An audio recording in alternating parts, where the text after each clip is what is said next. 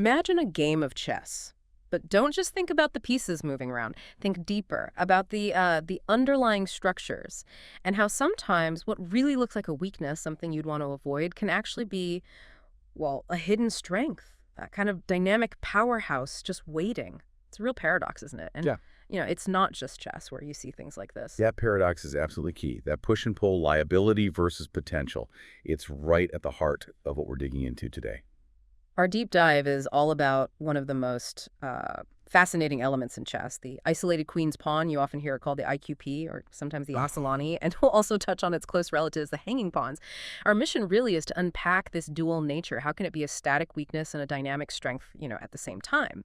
And figuring out the strategies, how to play with it and how to play against it. Right. And we got some great sources to help us navigate this, foundational stuff like Alexander Baburin's Winning Pawn Structures.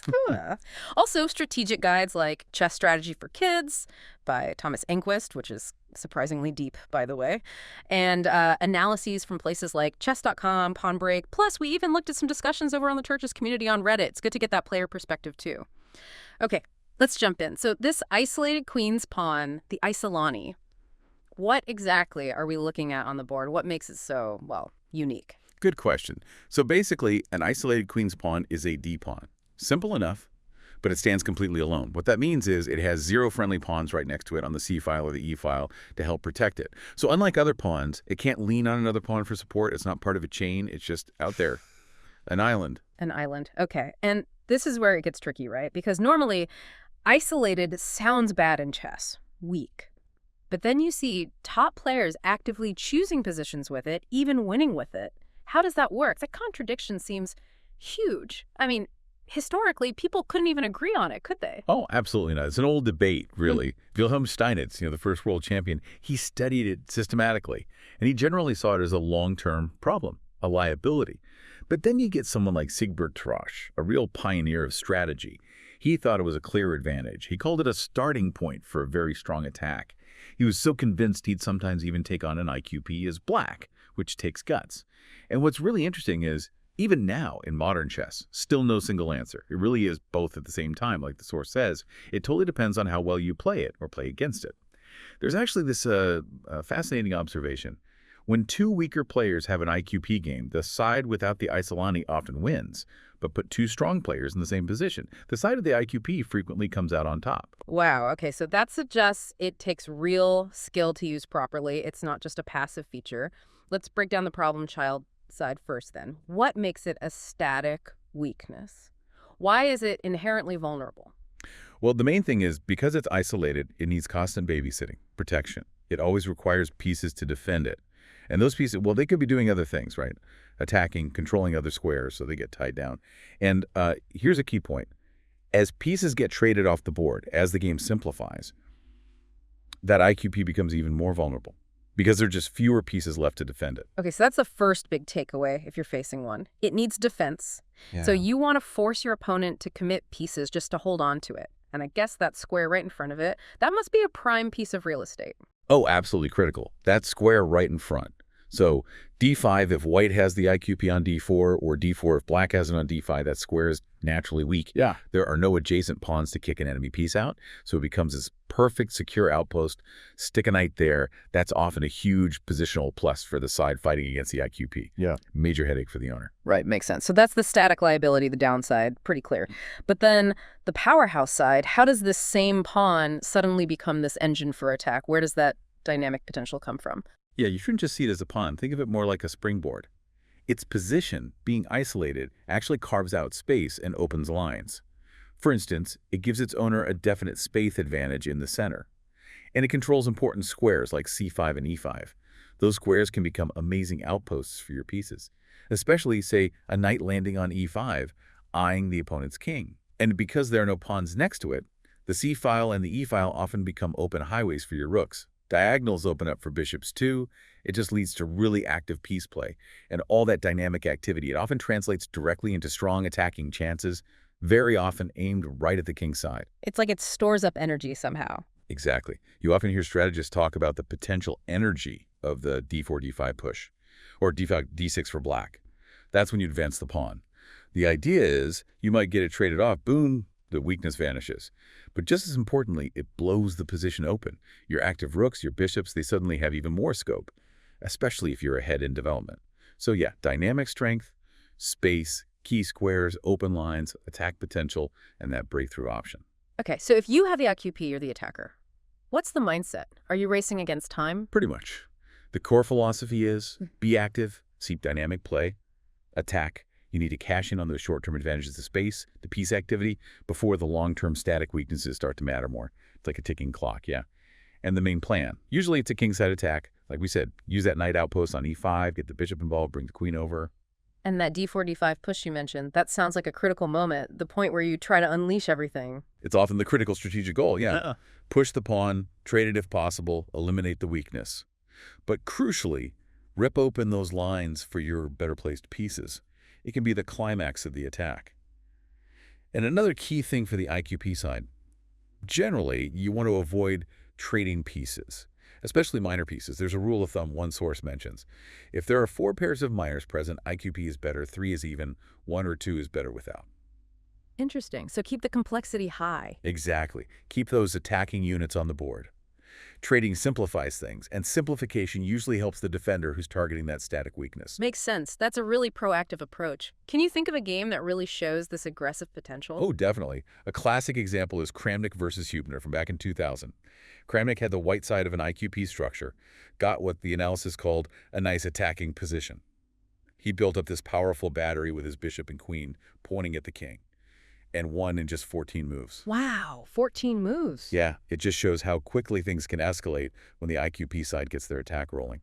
Okay, let's flip the perspective now. What if you're playing against it? You're the defender. Your plan must be totally different, more patient. Totally different. Exactly. Patient is a good word. Your strategy focuses squarely on exploiting those static weaknesses we talked about. It really boils down to 2 main ideas, blockade and simplification. You're playing the long game. You know, Aaron Nimzowitsch famously said, a passed pawn is a criminal and should be kept under lock and key. Well, that kind of applies to an isolated pawn too. You want to fix it, make it immobile, and that square right in front of it, d5 or d4, that's your target, the ideal spot for a blockading piece. And I remember reading somewhere that a knight is considered the best blockader. Why specifically a knight? Yeah, that's common wisdom. A knight is often seen as the best piece to blockade a pawn with, mainly because of its flexibility. From that central outpost, it controls a lot of squares. It can jump to other attacking or defensive posts, and it's often harder to dislodge than, say, a bishop. It really clamps down on the pawn.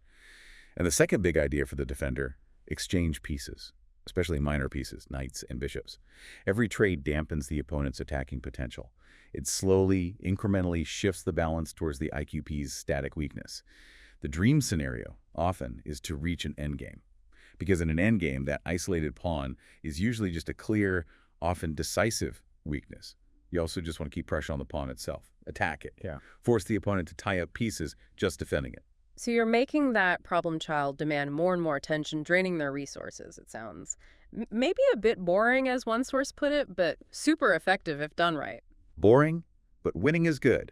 And yes, very effective. There are great examples of this defensive mastery. Think about Karpov against Kamsky in their '96 World Championship match, Game 4. Karpov, with black, just perfectly blockaded and attacked white's IQP. He eventually won the pawn, and the game followed. Masterful. Or go way back to Steinitz versus Zukertort, New Orleans 1886. Steinitz basically gave a textbook demonstration of how to play against the IQP. Simplify, create weaknesses, win. And a more modern one, I Am Jeremy Silman, wrote about his game against Phil Guth in '77. Silman called his own plan boring, just exchange as many minor pieces as possible. But it worked perfectly. Turned black's IQP into a pure weakness, and he ground out the win. Patience and precision. It really is like 2 sides of a coin, isn't it? Weakness and strength, all wrapped up in one pawn. And you mentioned this duality extends to its relatives. Hanging pawns. Tell us about those. Right, the family connection. Hanging pawns. These are usually a pair of pawns, typically on c4 and d4 for white, or c5 and d5 for black.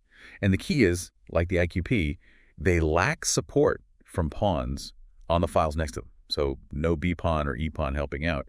They just hang there together. And they often pop up from IQP positions, right, through certain trades or advances, like a next step in the structural evolution. Exactly. You can see a kind of family tree there.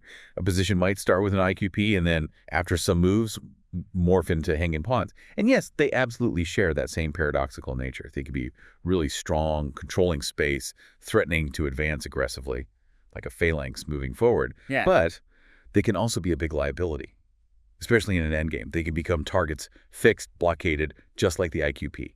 So if you're facing them, you need a clear plan to restrain them. If you have them, you want to use their dynamic power before they potentially become weak. Same dilemma, different form. Okay, so these structures, IQP, hanging pawns, they're clearly important. Where do they actually come from? Are they only in, say, Queen's Gambit type openings? Oh no, not at all. That's a key point. IQPs are featured in many different openings.